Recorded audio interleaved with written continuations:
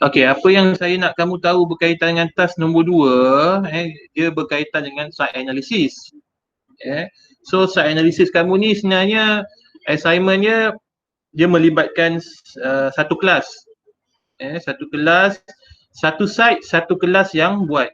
Maksudnya kat sini satu kelas selama sebanyak 25 orang ni akan buat satu presentation board bersaiz A0 dan report bersaiz A3. Okey, clear yang tu?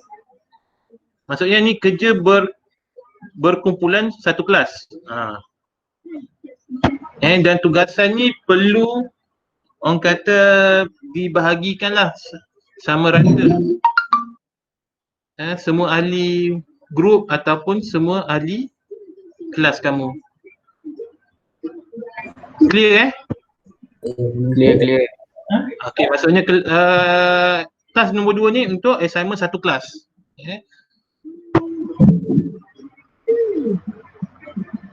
Okey.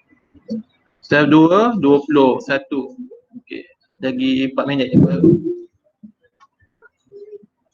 Okey, so today saya akan brief sikit lah berkaitan site analysis, requirement information yang perlu kamu masukkan. Memandangkan kita ni sekarang PKP, cabarannya adalah salah satu bila berkumpulan macam ni, cabaran kepada kamu semua adalah macam mana kamu nak bagi-bagikan kerja. Saya kalau boleh nak 25 orang ni akan involve semua dalam site analysis kamu. Dengan data information yang diberi, saya harap mungkin ada wakil kelas lah kot, seorang lead yang akan manage kamu punya ahli members, supaya buat kerja tu supaya je orang kata berjalan dengan lancar lah. Setiap every week kita ada progress site analysis yang kamu kan, dan submission untuk task 2 ni adalah 5 Jun. 5 Jun. So ada berapa hari lagi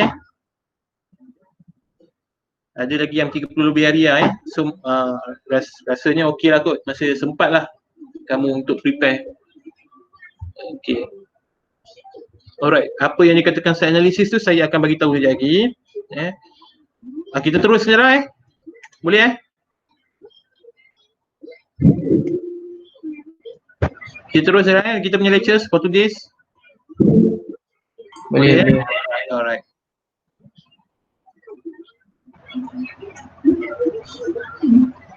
Okay, so apa-apa saya akan dulu apa yang kamu kena buat for your test.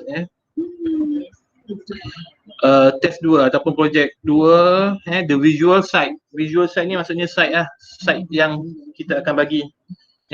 Untuk kelas kamu, kelas 4E adalah kamu punya site adalah Tasik depan UiTM Seri Iskandar.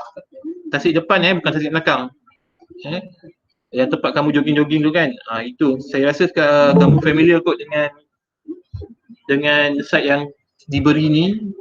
Okay, so the objective for project 2 with the visual site is to demonstrate communication and teamwork between members through assessment on the site and technical drawing. Masuk kat sini assessment on site, apa yang kamu nampak, apa yang kamu perlu dapatkan data di site kamu. Contohnya apa? Contohnya untuk apa, jenis-jenis pokok, apa topografinya, apa dia punya access macam mana, dia punya public utilities dia macam mana dekat kamu punya site. Dan technical drawing tu is more kepada sketch. Kamu buat sketch ataupun kamu buat dalam AutoCAD lah, plan, master plan dia, master plan your site. So apa yang katakan master plan tu plan detail, keseluruhan untuk your site. Okay, so macam mana kamu nak dapatkan data site kamu tu? Kamu tak boleh nak pergi site sebab kita sekarang masih dalam PKP atau MCO. So kita kena buat dalam visual lah, visual site. Maksudnya kat sini visual site ni kamu terpaksa mendapatkan data melalui sources yang boleh dapat lah. Maksudnya melalui internet. For example menggunakan Google Earth, Google Maps, Google Street, ataupun menggunakan lagi apa, data-data daripada GIS, GIS Perak. Kamu boleh Google kat situ GIS Perak untuk dapatkan mungkin pelan, dia punya road punya map, development punya map kat situ. Apa lagi, topografi punya map dekat situ kat GIS, GIS Perak. So kamu boleh Google kat situ. And then banyak lagi sebenarnya kamu boleh dapat. Macam kamu nak dapatkan lagi situasi untuk climate, berapa hujan tahunan dekat area tempat site kamu tu, macam mana kamu nak dapat? Pergilah dekat apa orang kata, Jabatan Kaji Cuaca ke, dapatkan data-data dia tu, untuk setahun punya data. Lepas tu kamu analyse, untuk kat Seri Skandar ni hujannya berapa, lepas tu dia punya panas dia macam mana, berapa saiz yang orang kata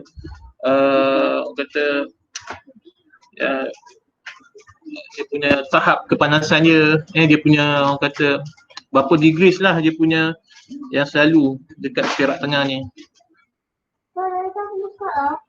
Sapu lagi. And then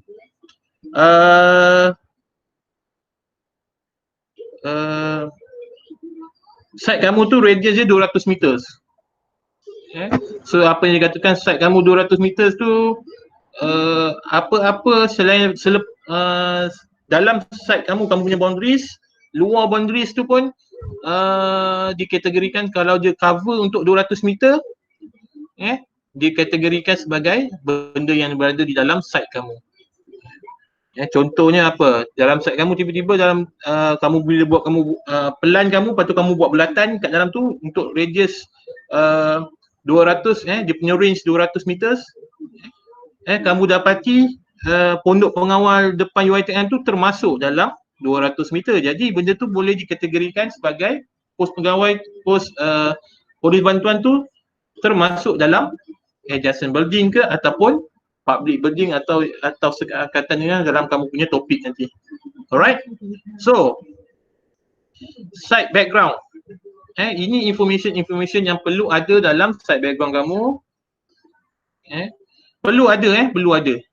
Mesti ada key plan, location plan and site plan. So kat sini kamu kena identify lah key plan tu macam mana, location plan macam mana, site plan tu macam mana. Alright.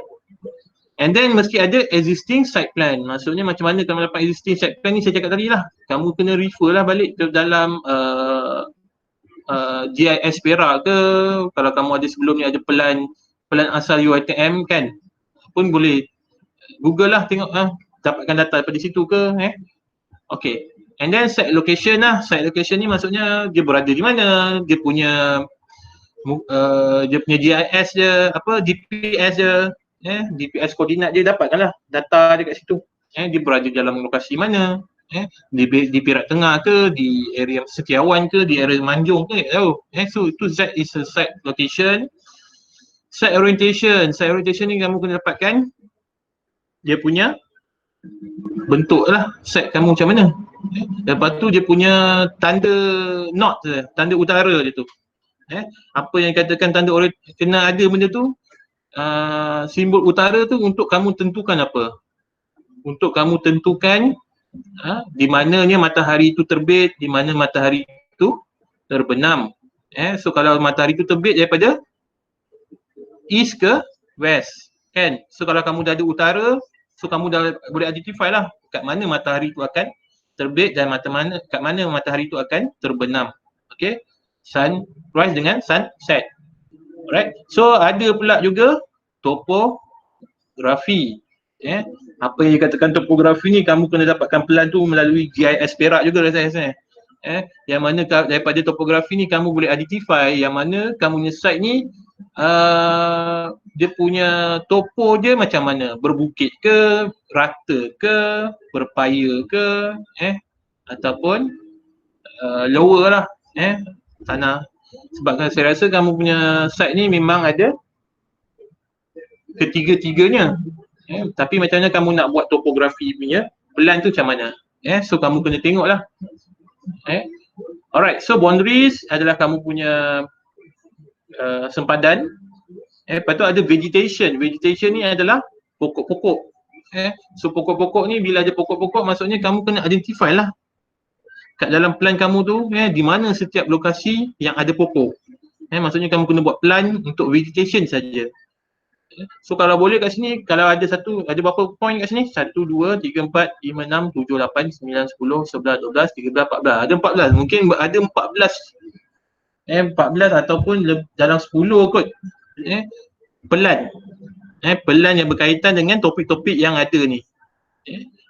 Mungkin ada pelan tu kalau kamu rasa dia boleh combine, boleh je.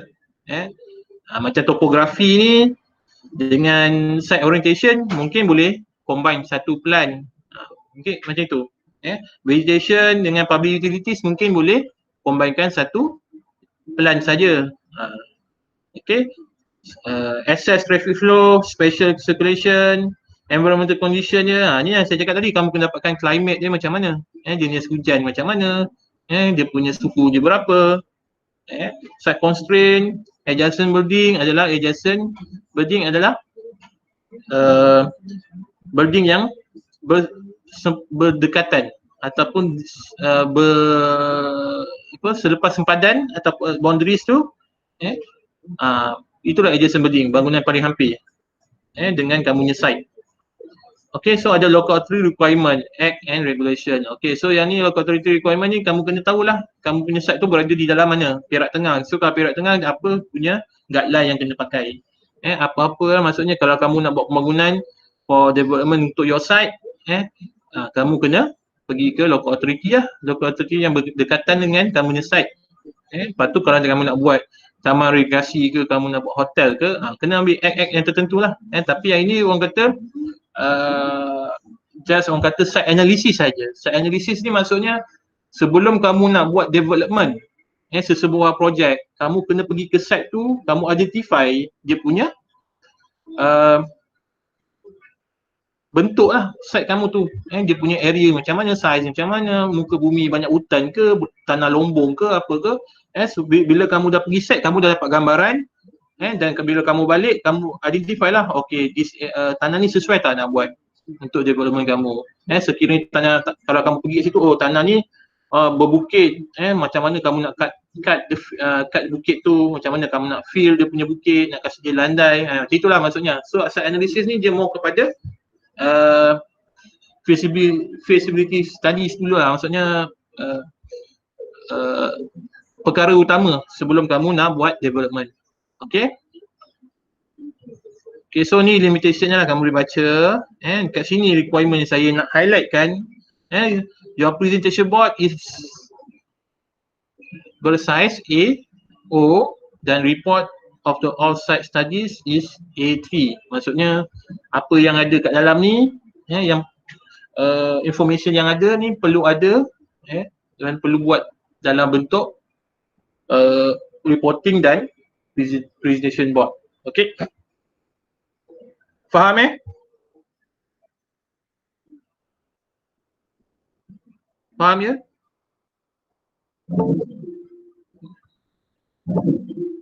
Ada baru nak masuk lah. Alright. Okay, semua dah faham. Yang baru masuk tu tak apa. Okay, so saya akan go through lagi a guide to a site analysis.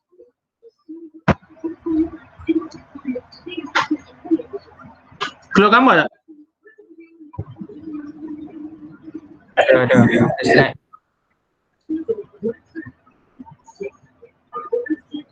Okay. Okay, so guide of site analysis, apa yang perlu ada dalam site analysis tadi saya bagi tahu. Site analysis kamu tu mesti menggambarkan dia punya site location je lah, mesti kita mendapatkan size, topografi, size sebenar. Macam mana kamu dapatkan size sebenar kamu punya plan kamu, maksudnya dia punya area yang keseluruhan. Macam mana kamu dapatkan dia punya area tu, maksudnya kamu kena pergi ke Google. Contoh saya tunjuk kat sini. Pergi kat Google Map.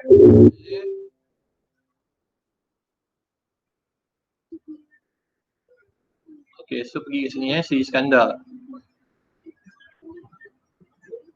Okay, so your site adalah ini. Kamu nampak tak dekat bawah sini? Dekat bawah sini dia tulis 200 feet.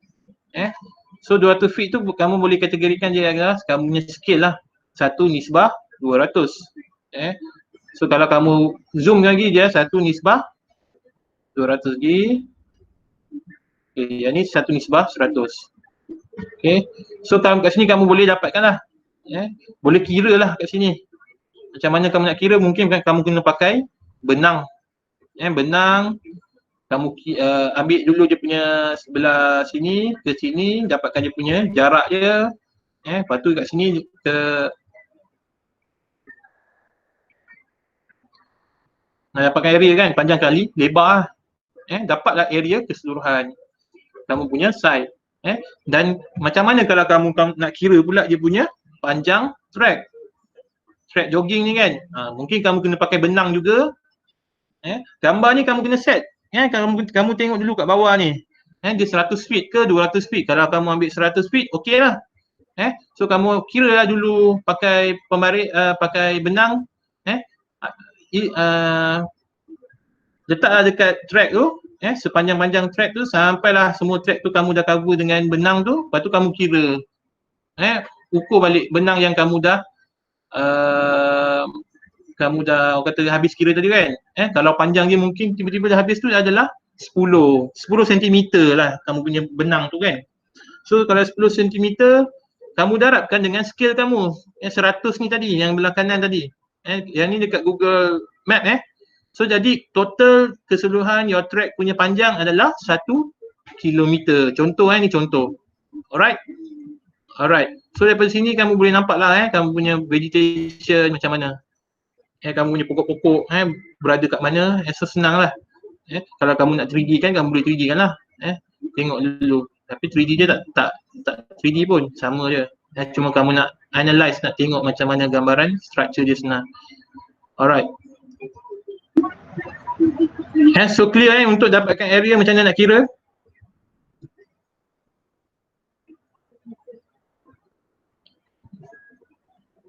Alright, so kita go through. Macam mana nak kira area tu, clear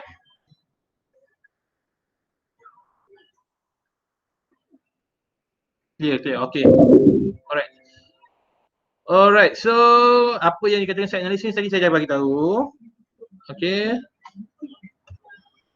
so kalau kamu tengok gambar ni, ni dia punya topografi punya section. Nampak tu dia berbukit, ada pokok, ada apa. Nanti kamu kena juga buat macam ni. So kita nak tahu kamu punya, mungkin kamu akan kena potong lah X, Y, Y lah. Untuk site kamu. Ada X, ada Y. X, Y.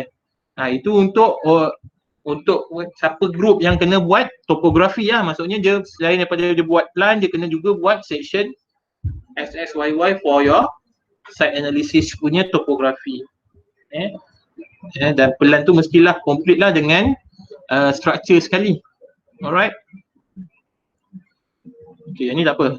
Yang ni saya nak kamu dapatkan lah what kind information yang perlu kamu dapatkan dekat site analysis ni first. Kamu kena baca kat sini, location mesti kena tahu, neighborhood context, apa yang dikatakan neighborhood context tu adalah apa, tahap zoning dia lah. Mungkin public warna lain, tempat berjogging warna kamu boleh colorkan warna lain, ataupun bangunan utilities kamu boleh colorkan dengan betul color lain, jalan ke, track ke dan lain-lain, air ke, tasik kamu tu pun kamu boleh colorkan warna lain. Zoning and size, legal information, natural, physical, pokok ke, river ke, apa dan lain-lain lah. Kamu kena masukkan juga. And then man-made features lah. Kalau ada tempat berehat ke, kat situ ada meja ke, ada kerusi ke pun kena masukkan. Kena buat lah. dengan scale. Scale ni, apa yang saya cakap scale kat sini adalah base kepada gambar yang kamu ambil tadi.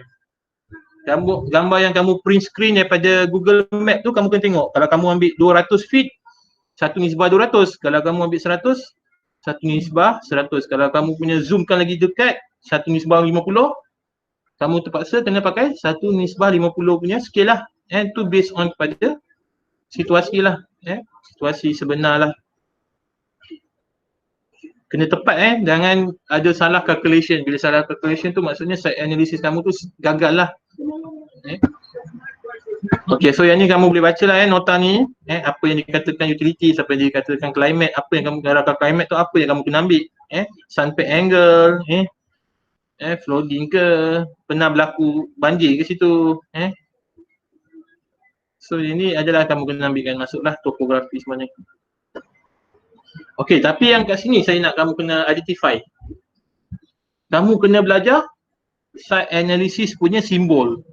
Site analysis punya simbol tu. Kamu boleh google dekat internet. Saya minta tolong.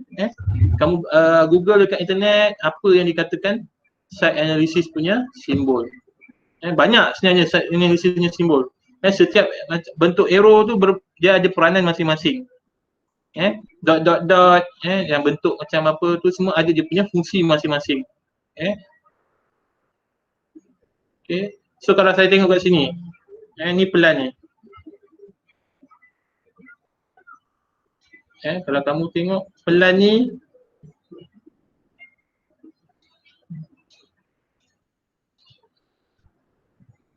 kamu boleh identify ini adalah pelan. Contoh dan nanti kalau kamu kena buat site analysis based on kepada subtopik yang lain alright. Contoh yang atas ni apa? Yang atas ni apa ya?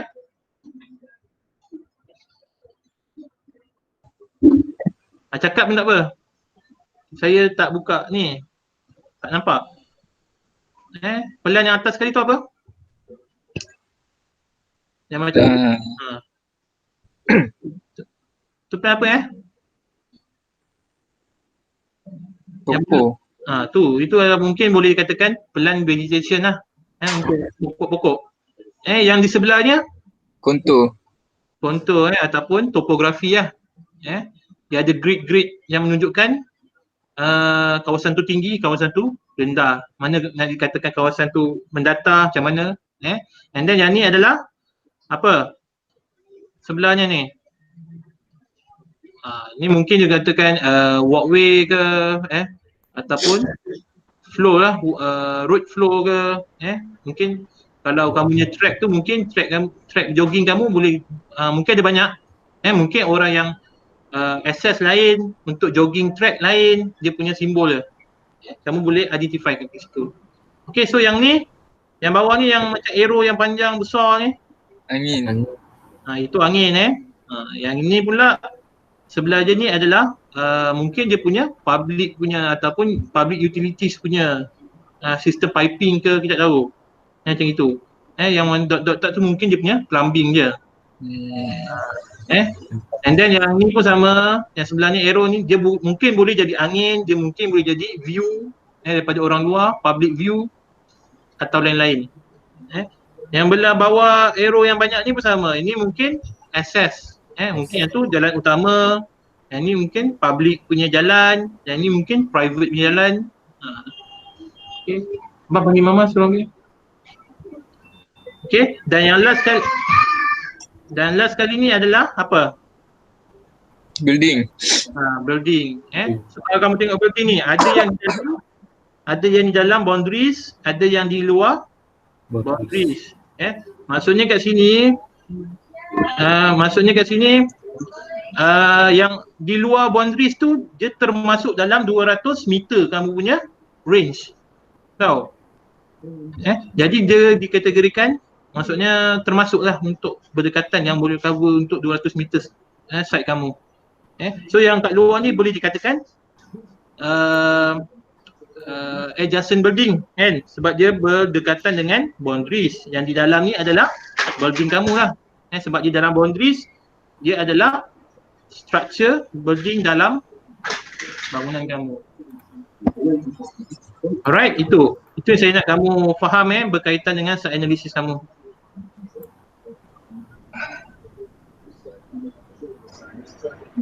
Okay, so boleh Google Okay, so yang ni evaluation for your site ni kamu boleh baca boleh tengok apa yang dikatakan the site straight pattern dia, straight section ni kamu boleh tengok. Okay, yang ini saya nak kamu tengok. Ini salah satu sketch 3D lah. Dia tunjuk kat situ ada matahari, sunset ke sunrise tak tahu. Lepas tu ada flow angin. Ada juga angin monsoon punya, yang angin kecil-kecil ni. Yang selalunya yang angin yang besar ni adalah angin monsoon lah. Alright, so dan lain-lain. Kamu boleh nampak. Okay, yang ni juga sama. Kamu boleh nampak kalau kamu buat sun orientation tu mesti ada sunrise dengan sunset. Ataupun dia boleh juga kamu boleh buat 3. Selalunya saya akan buat 3 matahari. Satu matahari orang kata matahari terbit, matahari pukul tengah hari tu dengan matahari petang. So kat sini ada satu lagi matahari. Alright. Okay. Ini contoh 3D dia buat. So kat situ ditunjuklah flow apa jalan raya, jalan main road ke, jalan kata pedestrian walk lain, ada vegetation area, flow angin, cuma kat sini tiada flow matahari. Tapi walaupun dia tak buat flow matahari, dia nampak shadow tak dekat bangunan tu. Kan? Kalau kamu buat main shadow, kamu kena tulis kat situ sekarang tengah pukul berapa. Kalau kamu letak sini pukul 12 tengah hari, maksudnya saya dah tahu dah matahari berada di situ. Berada di atas ke, ataupun kalau kamu cakap ini pukul 8 PM, 8 pagi, okey, so kita tahu dah macam matahari dia lokasi dia kat mana? Dekat bawah lah. Sebab kamu main dia punya shadow of your building tu. Tapi kalau nak main placer, masuk je matahari lah. Alright. So ini dia punya some idea presentation site analysis perlu ada lah. Mesti ada. Kamu mesti give a overview of the site. Maksudnya apa yang site tu, apa yang ada kat site kamu tu mesti kamu terjemahkan. Mesti kamu terjemahkan dalam bentuk apa saya tak tahu. Dia bukan saja site analysis dalam bentuk plan. Kamu boleh masukkan gambar-gambar juga. Kamu boleh masukkan apa kata arrangement yang betul lah. Arrangement, okay ni public building lain, public utilities lain, track, kamu kena lukis ke macam mana, kamu main colour kan pun boleh. Tapi kalau boleh jangan ada terlepas pandang dekat site kamu. Kalau kat site kamu tu ada tasik, janganlah kamu dalam plan kamu tak lukis pun tasik tu. Maksudnya tak rigid lah, maksudnya tak betul lah kamu punya plan tu. Mesti ada, kalau ada tasik buat lukis kat situ, ada lake, size nya berapa. Mungkin kalau kamu dapatkan dia punya data dekat GIS Malaysia tu, GIS Perak, mungkin kamu boleh dapat dia punya kedalaman dia, tasik dia berapa, dan lain-lain. Alright. Okay, yang tu dah habis clear. Okay, so contoh lain. Okay, ni contoh lain yang saya dapat Google lah. Saya Google dia kat internet je, gambar-gambar ni. So salah satu contoh nampak. Yang ni dia main dengan sun orientation lah. Ni punya plan site dia. Lepas tu dia letak matahari. So kat sini dia nampak bila kamu nak main matahari tu, kamu kena nampak dia punya not arrow dia. So kat situ kita tahu dah, bila ada not arrow, kita nampak lah dia punya sunset dengan sunrise dia. Sunrise and sunset. Okay, lepas tu dia tulis lah summer ruins. Ni salah satu contoh antara yang menarik jugalah. Yang ini pula plan menunjukkan sahaja berkaitan dengan building and street. Tu saya cakap tadi. Information yang ada tu kadang-kadang plan tu kamu boleh combine dua. Bangunan dengan jalan. Boleh? Alright. So kat sini dia main dua je plan. Maksudnya. Okay, kat sini dia main 1, 2, 3, 4. Dia main 7 plan. Yang besar tu adalah master plan dia. Master plan tu maksudnya menyeluruh ke semua mesti ada. Lepas tu sub plan yang ada yang lain tu adalah pecahan-pecahan lah. Yang macam atas tu dia cuma tunjuk yang pelan pelan jalan saja. Kedua dia buat pelan bangunan saja. Lepas tu yang pelan yang nombor 3 ni dibuat mungkin type of the climate je ke, kawasan sini panas dia lebih sikit, mungkin situ banyak kilang. Okay, so yang ni berkaitan dengan bangunan ke, public utilities ke. Lepas tu ada juga dia masukkan yang warna hijau-hijau tu mungkin dia punya landscape ke, ataupun vegetation. And then mesti kalau untuk master plan kamu mesti besar daripada plan-plan kamu yang lain tu, yang kecil sikit tu. Okay, plan yang sama tapi dia pecahkan kepada skop-skop yang lain. So itu yang kamu kena buat dekat dalam kamu punya site analysis nanti. Dan mesti ada pandangan section XX, YY. Dan bolehlah masukkan statistik ke apa ke, gambar-gambar ke, dan lain-lain. Another point, ni antara contoh-contoh yang lain lah. Ini yang menggunakan melukis je pakai tangan. So mesti adalah flow, saya cakap tadi, ni ni dia pakai tangan je. Okay, nampak parking, ada kawasan bekas float, ada float, dia punya simbol tu mesti ada. Bila ada kamu main simbol, main arrow yang ni, kamu boleh kena letak legend je lah. Yang tu menunjukkan apa, yang tu menunjukkan apa. Kalau kamu main color hijau warna apa, color hijau tu menunjukkan apa, pokok ke, kalau kuning untuk apa, simbol. Okay, ni pun salah satu dia buat sunpack, cantik dia buat nampak. So kat situ dia nampak dia buat not arrow, east ke west dia tahu dah. Okay, so di situ dia vegetation lah sekali dengan dia punya building and landscape. Dengan wind flow nampak ada. Ada apa lagi? Ini simbol-simbol yang perlu kamu identify lah macam mana nak buat nanti. Okay. Okay, ni adalah yang jenis kategori advance sikit lah.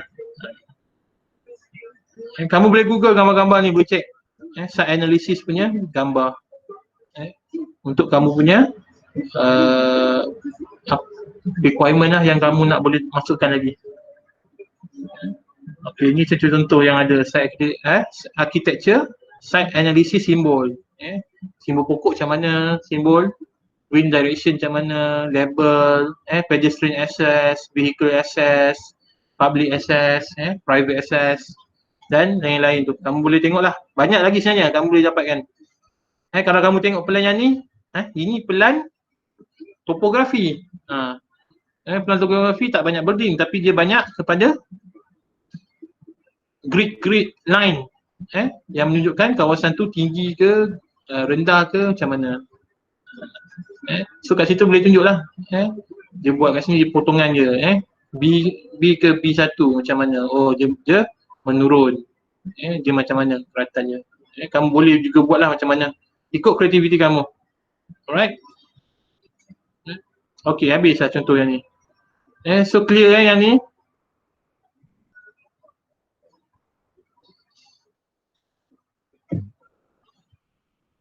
Alright, clear semua Clear Ada persoalan tak?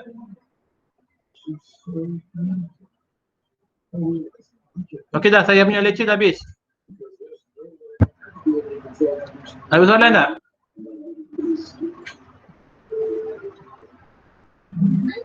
Okey, so next week kalau boleh saya nak kamu punya kelas dah boleh tunjukkan SWOT analysis. SWOT analysis. Apa dia katakan SWOT analysis tu macam mana? Tahu tak, familiar tak dengan SWOT analysis?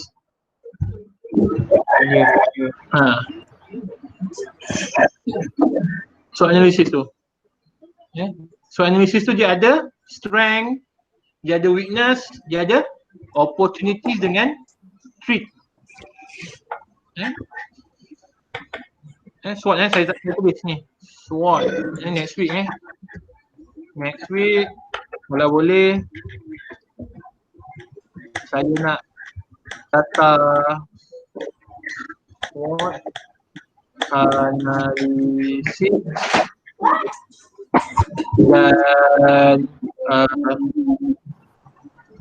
site plan. Okay, so next week kalau boleh saya nak ada SWOT analysis dah buat dan site plan pun dah buat. Maksudnya site plan tu yang orang kata master plan tau, master plan. Tapi dia tak complete sangat lah maksudnya. Sekurang-kurangnya dia bentuk dia dah ada dah. Kamu dah boleh buat dalam bentuk sketch ataupun dalam bentuk AutoCAD. Maksudnya AutoCAD tu kamu boleh trace kan. Print screen masuk dalam AutoCAD, lepas tu dia buatlah bentukkan macam mana. Ikut dia punya kamu punya site analysis, site kamu macam mana kan. Alright. So daripada site plan yang dah ada tu nanti, saya akan komen next week. Bila site plan tu dah ada, dah approve, saya tengok okey, tiada masalah. Nanti site plan tu kamu boleh bagi kepada grup-grup yang lain. Grup-grup yang orang kata siapa yang kena topografi, siapa yang kena dia menggunakan site plan yang sama, cuma dia orang akan tambah. Dia orang akan tambah site requirement masing-masing lah. Kalau siapa yang vegetation tu dekat site plan tu dia akan tambah pokok-pokok. Itu lepas tu dia akan submit. Okay, ini plan untuk vegetation. Kalau plan untuk structure, dia akan hantar structure of ni lah, plan yang sama. Dia akan masukkan lah kalau untuk daripada plan sama tu dia kena buat access untuk track jogging tu kan. So dia akan masukkan lah track jogging kat dalam plan tu. Dan lain-lain lah. So kalau boleh dua tu saya nak kamu dah kena buat dulu. Untuk next week saya nak tengok. So group kamu nanti kena decide lah siapa yang group ataupun orang yang kena buat dulu ni. So analisis dengan site plan. So analisis faham clear Oh, sir. Kiranya kalau untuk progress tu bukan semua kena tunjuk lah. Bukan. Maksudnya untuk minggu depan saya nak tengok kamu buat site analysis dengan, maksudnya siapa yang kamu dah bagi tu. Bagi siapa yang terkena untuk SWOT analysis dengan site plan tu, orang tu je yang tunjuk dulu. Okay. Saya nak tengok dulu yang tu. Kalau yang tu boleh proceed, okay. So next week ni saya akan kata, okay dah boleh guna site plan ni. So group yang lain-lain tu yang tadi ada 11 ke 10 information yang perlu ada tu, saya akan tengok lah progress masing-masing. Kalau siapa dah dapat plan, site plan tu awal, dia orang dah buat dia punya, orang kata dia dah masukkan dia punya requirement masing-masing. Kalau minggu depan, 2 minggu lagi dia orang dah siap, tunjuk je kat saya. Tak ada masalah. Tapi untuk minggu ni orang kata kalau boleh dah bagi-bagilah setiap grup tu ke, setiap seorang ke buat dia punya job masing-masing. Sebab saya tengok ada topik yang dia susah, ada topik yang orang kata seorang pun boleh buat. Macam itu. Dan mungkin kamu boleh pecahkan dua grup, satu grup yang untuk collect untuk buat report, satu grup yang untuk buat board. Tapi benda tu mesti sama je pun. Apa yang ada kat dalam report sama dengan dalam presentation board kamu. Lebih kurang je. Cuma yang dalam report tu dia lebih detail. Dan dia bukan dalam bentuk gambar dan dia perlu dikarang lah, data-data dia tu. So kena kalau boleh lepas habis kelas ni kan masih ada lagi Google Meet tadi tu okay, kamu bagi-bagilah kot terus kawan kamu tadi. Bagikan terus dia orang punya skop kerja masing-masing. Lagi bagus kot. So next week boleh lah saya tengok progress kamu. Clear